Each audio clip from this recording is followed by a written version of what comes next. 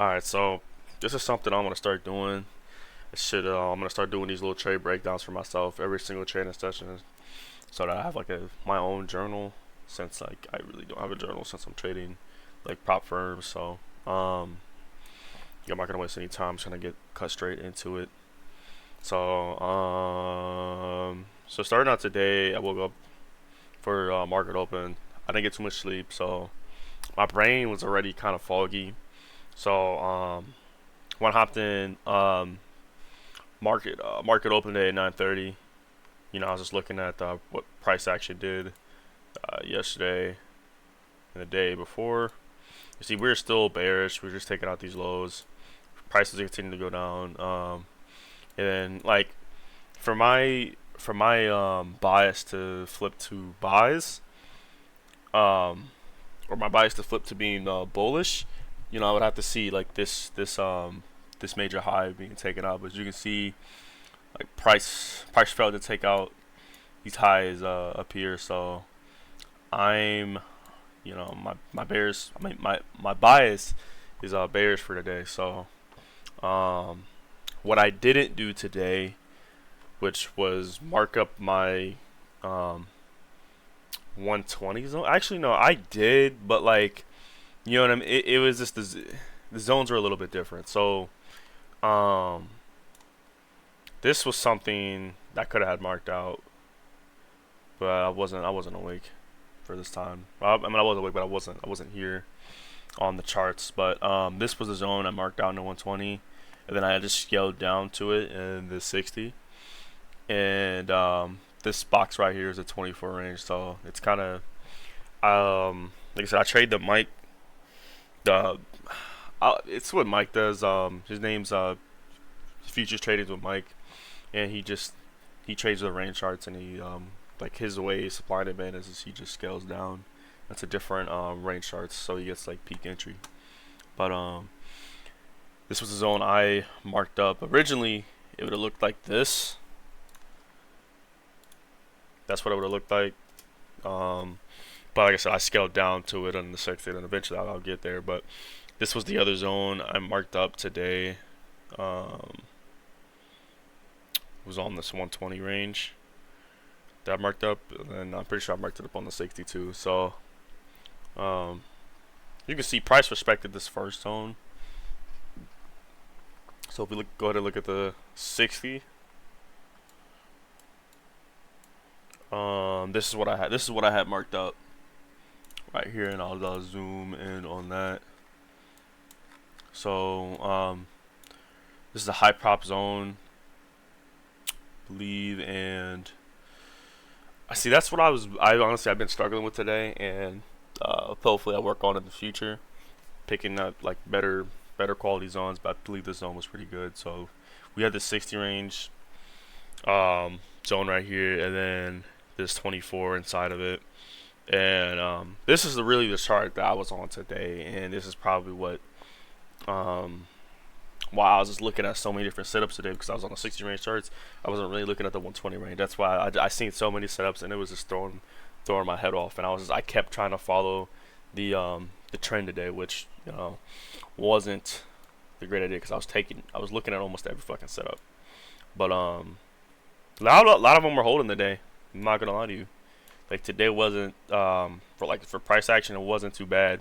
But this was the first zone I looked at. For this setup, we can go and look at the 24 range, and I'll show you my entry. So what time was this? This was. Let me go to pause it real quick. All right. So with this strat, I just marked up a zone on the 24 range inside of the 60 range supply zone. So once price hits right here, I was in, and I probably should have held my trade today, which I didn't. I went for 1-to-1 today. I wanted to go for 1-to-2. I usually go for 1-to-2s, but like I don't know why.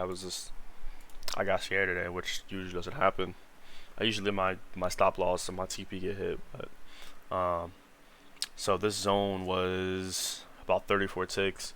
So I gave my stop loss some extra room. So I had about a 40. It was like a 40 tick stop loss, and I was trying to go for um what was it? I wanted to go for 80 ticks, which I mean it did happen to go down, but um so yeah, this went for, I'd say it was around 46. Like I got out, I think it was somewhere over here, but I did get out for about 40 ticks, about 40. I think it was like 42 or 41. And I just took the 1-to-1, but I usually my 1-to-2 would have looked like this. As you can see, my stop loss would have never got hit. I like to have my stop loss kind of like above the zone, or just a few points higher from the wick. So say if it would have closed up here, I like to at least give my my stop loss some breathing room. But you can see this went for a 1-to-2. This was a really good zone, and you can see it retested it too multiple times. So you had multiple times to get in. But moving on to that, back to the 60 range. This was the other zone that marked up. I didn't take this one, but I had this supply up here. So this is what I was saying. I was marking fucking every fucking zone today, which is ridiculous. But this was a high prop zone I was looking at on the 60 range, and then scaling down into it.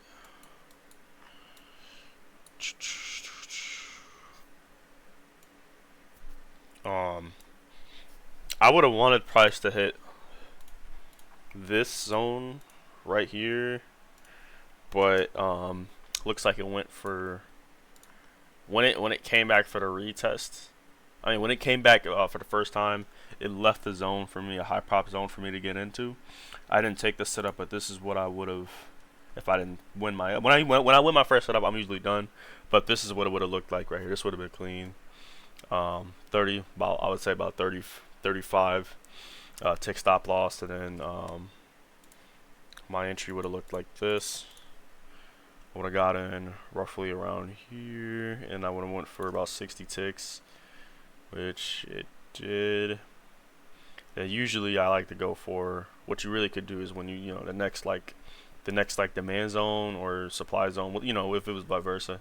But this was usually I usually get out at at a demand zone or another zone that I see.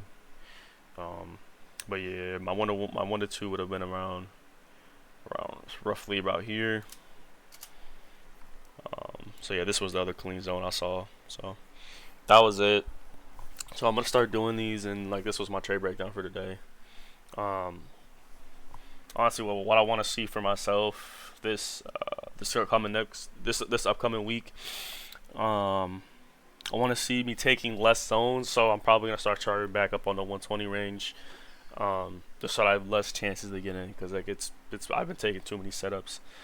Yeah, so I'm gonna start charting in the 120 range, and then I'm gonna start working on drawing better quality zones.